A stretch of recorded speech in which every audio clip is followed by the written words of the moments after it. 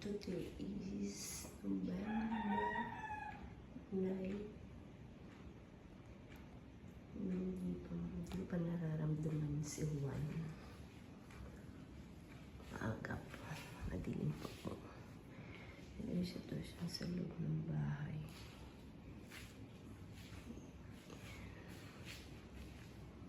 Ikot ko muna kayo. Kusina.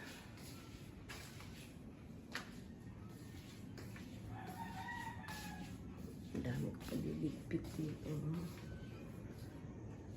Medyo naririnig ko na yung ng alon dito sa amin.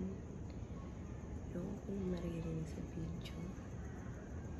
Yung hampas ng alon. Kasi malapit lang po kami sa tabing dagat. Wala pa pong kahangin-hangin. Today is Sunday, November 9. Medyo nagligpit-ligpit na nga ng konti yung asawa ko rito.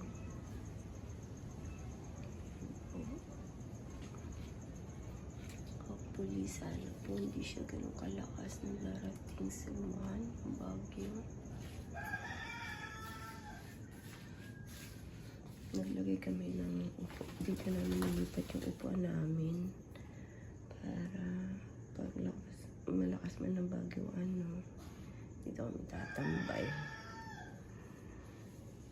Yan, ganyan yung sitwasyon dito ngayon. Tahimik pa po. Maayos pa.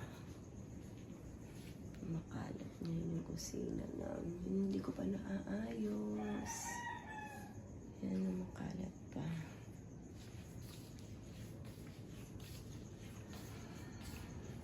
Nililipat si Optimus. Walang ganito pag mahangin. Kasi baka bumagsak yung yero sa coach. Una namin siya i-evacuate. Medyo okay pa yung panahon. Para maaga pa eh. Nasa 7 pa lang. Alas 6 pa lang. Maglinis. Then before, doon ko lang mamaya.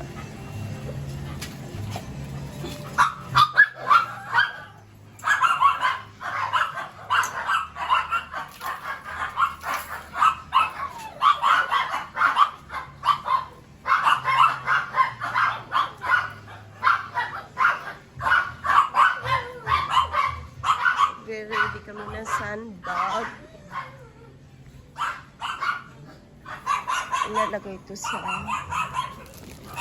brown. Brown yung laman.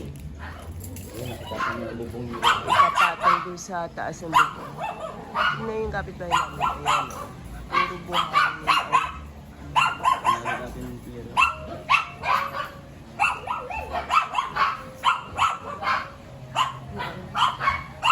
Tapos may ginawa kami. May ginawa si Joey. Dinali niya po yung yero namin. Ayan. Dinali niya. Ito dun sa dulo. For safety po ng yero. Kasi mukhang grabe. Nakatakot yata yung sundan. For safety lang. Dapat laging handa. Pero pag kahit tanong ready mo nga daw, sabi na nila.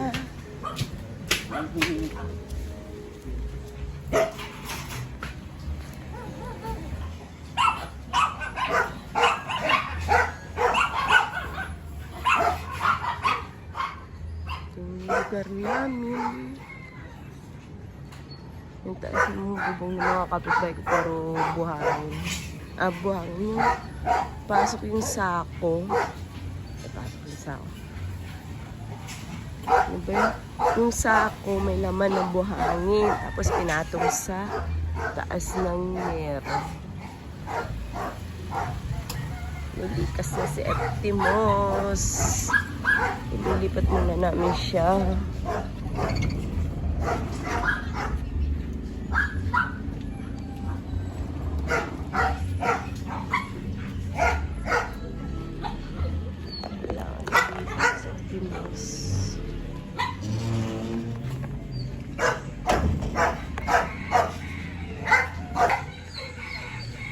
maluwang na.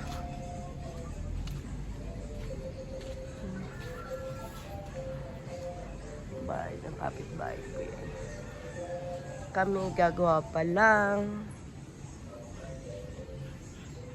Nagre-ready na po kami.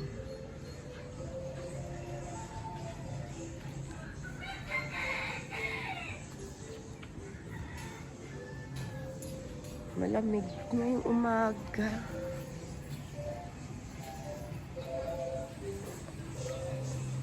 Hello, Whitey!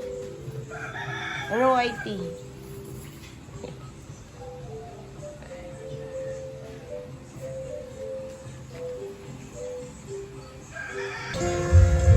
Malamig si Jory. Meron siyang binuing pandesal, rambutan, puto, kutsinta at kamuting kahoy. Tapos, ano ba yun? Yung alabasa, ampalaya, saging, kamatis, meron tilapia, bangus, chicken wings, at yung pork chop. Ang lulutuin niya ay munggo po. Munggo tayo ngayon.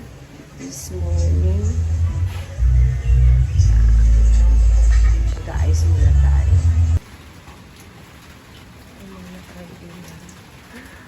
Kaka-brown out lang. Wala ng power. Patay tayo nito.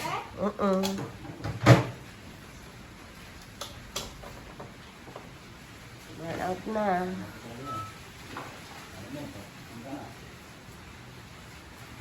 Ang aga naman nila inano. Wala pa naman.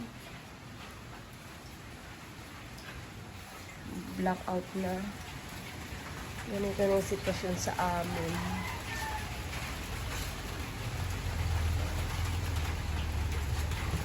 Wala na yung mga kapitbahay ko na nag-evacuate na sa DF. So, saan ba? Bakit sir daw yata? Kaso sa ano anong lugar yan? Basta nag-evacuate na yung mga kapitbahay namin, yung mga bata, matatanda. May naiwan naman, actually, may naiwan pa naman dito kami. Weh. Si Chichi.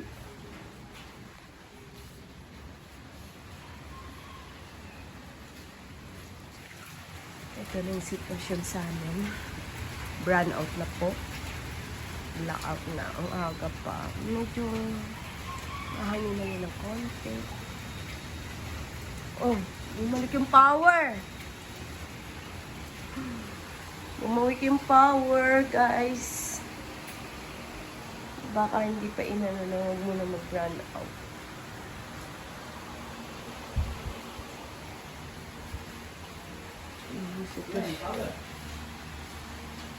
Power.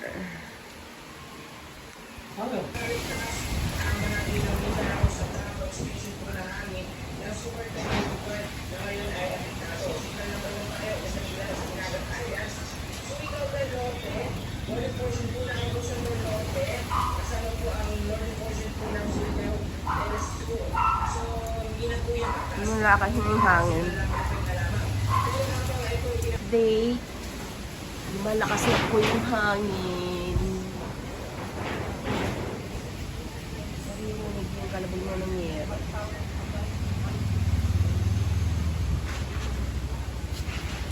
Ang sitwasyon sa wala pa naman ulan. Pero yung hangin, ayan na. Umpisa na siya. Guys, ingat po tayo. Ingat po tayo. Lalo taga rito La Union. Hindi makita pero malakas na po yung hangin.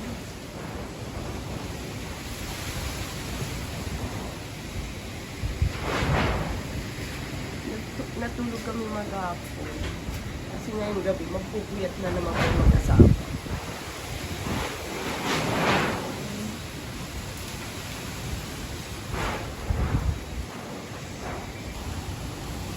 run out of the dito. Ramdam ko na yung lakas ng hangin. Super dilim ang paligid namin. As in, walang katao-tao yung paligid dito. Hindi pa hindi pa umuulan. Hangin pa lang. Ito ang source of power namin para magkailaw kami.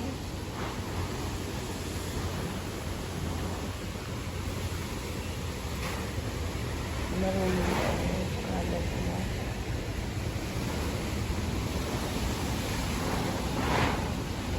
Kiw-kiw.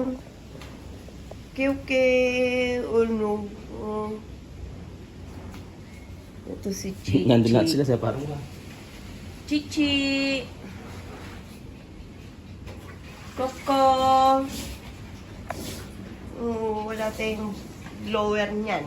May blood out. meron. Kiw-kiw. Kiw-kiw. Usap ko ito mamaya. Kasi may na siya. Ayun, kaya kami naman siya.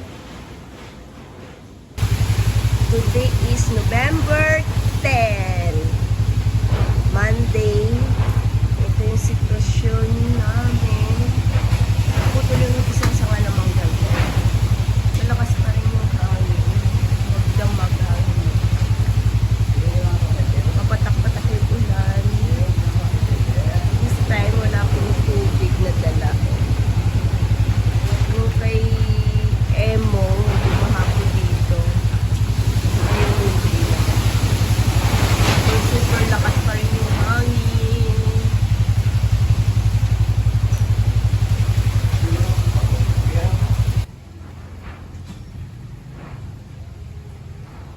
Today is Monday, 2 p.m. ng hapon. Kanina, lumakas na naman yung ulan. Hindi pa rin umahangin. Patay yung hangin niya. Titigil siya tapos yan na naman siya. Ganun po ang sitwasyon dito. Wala pa po kaming power until now. Kaya nag-iigib si Joey. Pupunin yung drum pang ano lang po sa mga. Tapos yung mga tubig doon na yung pang buhos lang sa CR. Yung ano na ulan. Super duper na talaga makalat, guys.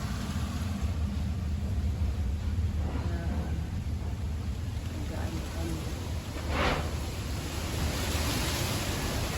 Hopefully, sana tumigil na ganun na yung gabi.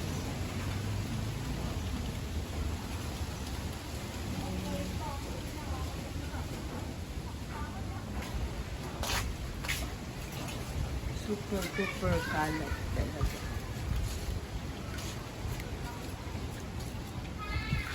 Yung basura dito.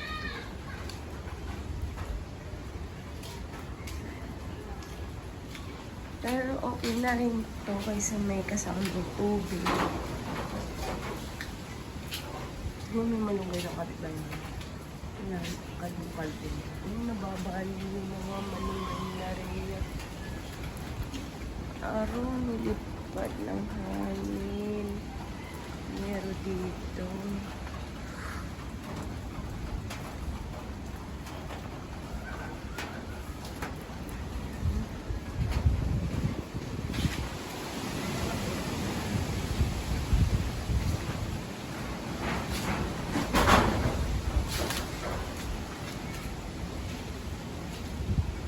Naging nakasilip eh. Patingin nga ng pogi. Yan si Kyuki. Kaka, patingin nga yung pogi mo. Ang pogian naman ng baby ko yan.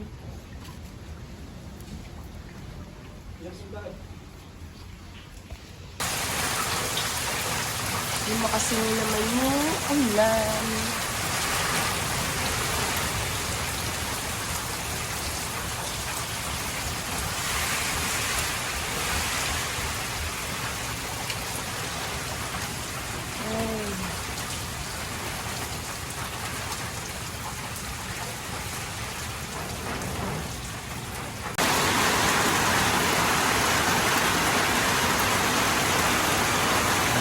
ulan. Today, November 12. Nung umalis na si Uwan, pero may ulan pa rin.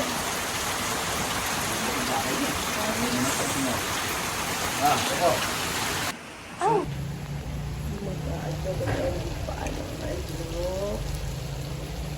Tapos sopas.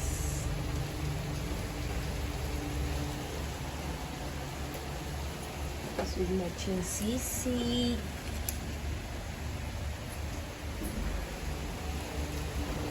Lalagay ko lang ng gulay. Inintay ko kumulo bago ko lagay yung gatas.